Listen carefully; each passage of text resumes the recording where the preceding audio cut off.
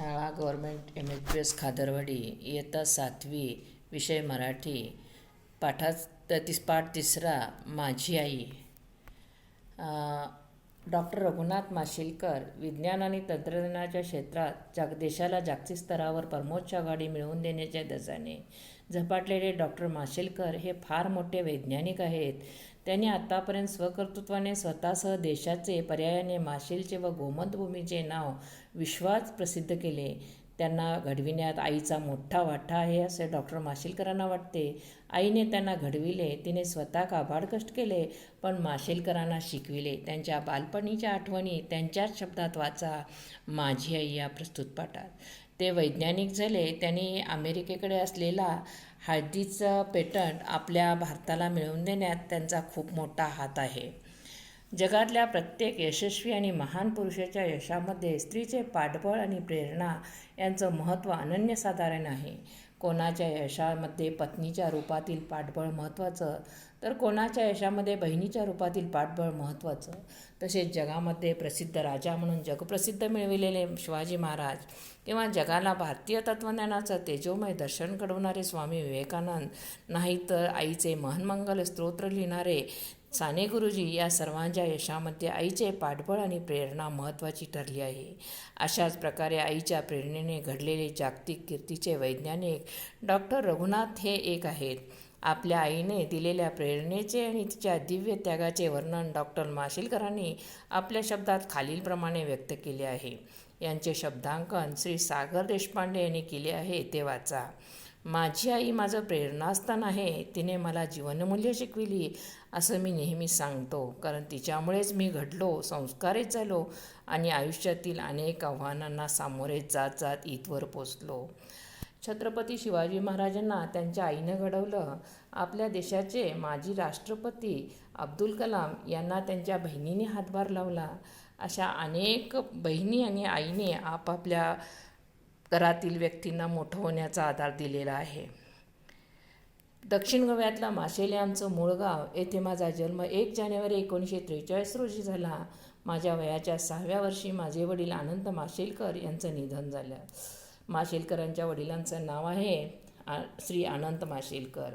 आई आणि मी एकमेकांच्या सोबतीला उरलो. मला त्यावेळचं फारसं आठवत नाही, पण वडिलांच्या निधनानंतर आई आणि मी मुंबईत आलो. त्यानंतर आम्हा मायलेकरांच्या आयुष्यात एका नव्या अध्यायाला सुरुवात झाली. माझ्या आईचं नाव अंजलीबाई. प्रचंड शोषिक, धीराची आणि जिद्दीचीही.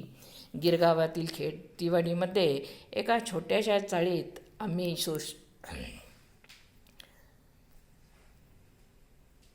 उदरनिर्वाहासाठी आई कष्टाची अनेक कामं करायची. तिचं शिक्षण जेमतेम लिहिण्या वाचण्यापुरतंच झालं होतं, त्यामुळे तिला नोकरी मिळत नव्हती. शिवणकाम मिळणार म्हणून ती एकदा काँग्रेस हाऊसजवळ गेली. मोठी रांग होती तिथं. संध्याकाळी तिचा नंबर लागला. पण किमान 3री झालेल्यांनाच घेतलं जाईल असं सांगण्यात आलं. त्यामुळे तिला नाईलाजाने परत फिरावं लागलं. पण त्याचवेळी तिनं आपल्या मनाशी निश्चय केला, मी माझ्या मुलाला खूप खूप शिकवेन, कारण शिक्षणाशिवाय या जगात मान नाही. मला आठवतंय, गिरगावातून लोअर परळपर्यंत डोक्यावर कापडाचे तागे घेऊन ती चालत जात असे. 200 वार कापड ती डोक्यावरून वाहून न्यायची, कारण पाटीवाल्याला द्यायला 6 आणेही तिच्याकडे नसत.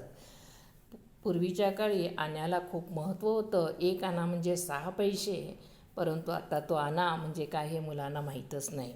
म्युन्सिपाल्टीच्या शाळेत मी जाऊ लागलो, पण त्यावेळी शाळेतल्या चाचणी परीक्षेसाठी लागणारा 3 पैशांचा कागद आणणंही आम्हाला अशक्य व्हायचं.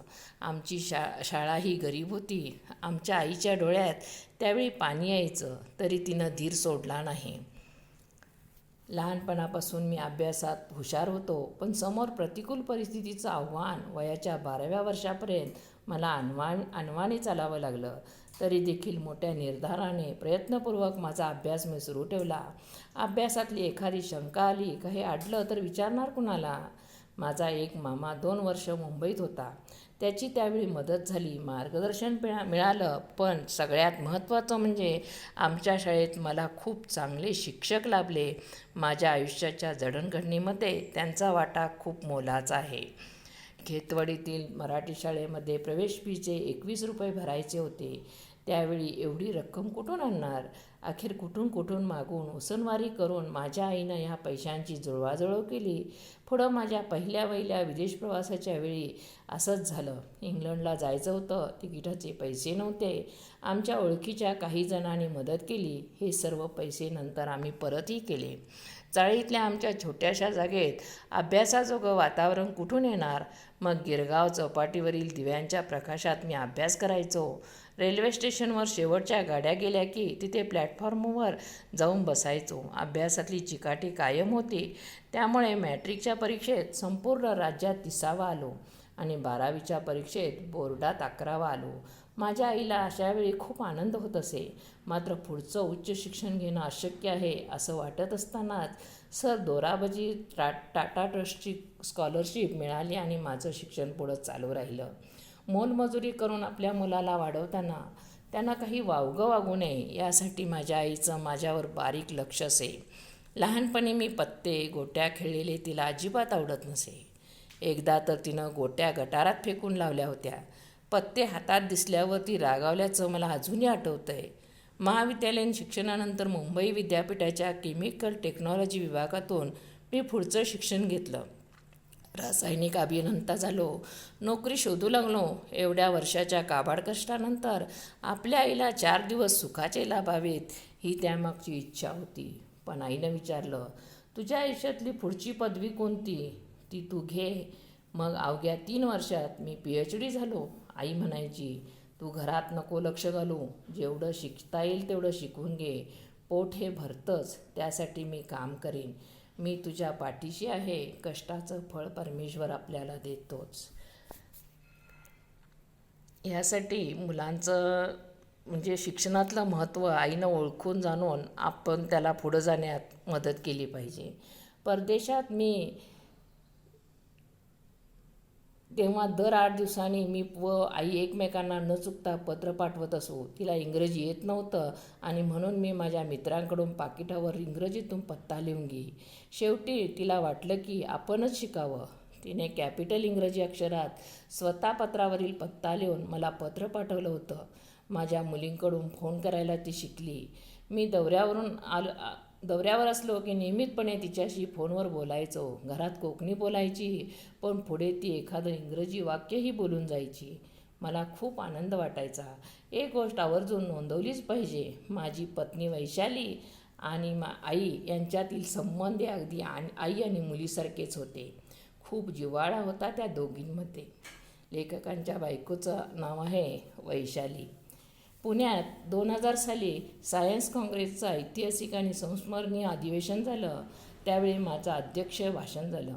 तत्कालीन पंतप्रधान अटलजींसह अनेक नोबेल पुरस्कारप्राप्त शास्त्रज्ञ आणि विविध क्षेत्रातील दिग्गज व हजारो पुणेकर त्यावेळी उपस्थित होते. माझी आई TV वरून हा सोहळा पाहत होती. त्यावेळी तिला खूप समाधान वाटलं, आनंद वाटला. तिच्या सर्व कष्टाचं सार्थक झालं अशीच जणू तिची भावना होती. अलीकडे काही वर्षापूर्वी माझ्या आईचं वार्धक्यानं म्हणजेच म्हातारपणामुळे निधन झालं. पण अधूनमधून ती माझ्या स्वप्नात येते, आशीर्वाद देते. आता तिच्या नसण्याने निर्माण झालेली पोकळी जाणवतेच. माझी आई TV वरून हा सोहळा पाहत होती. त्यावेळी तिला खूप समाधान वाटलं. पण तिच्या आशीर्वादामुळे आणि आठवणीमुळे तिचं अस्तित्व जाणवतं. तिची शिकवण व तिची मूर्ती नेहमी डोळ्यासमोर येते. धन्यवाद.